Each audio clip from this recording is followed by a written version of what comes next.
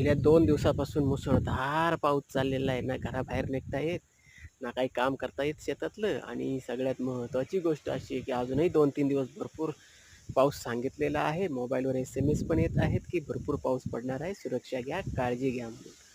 सहज आलो होतो विहिरीवरती बघायला काय परिस्थिती आहे, इकडं पाणी किती झाले वगैरे. तर विहिरीत पाणी स्वच्छ आहे.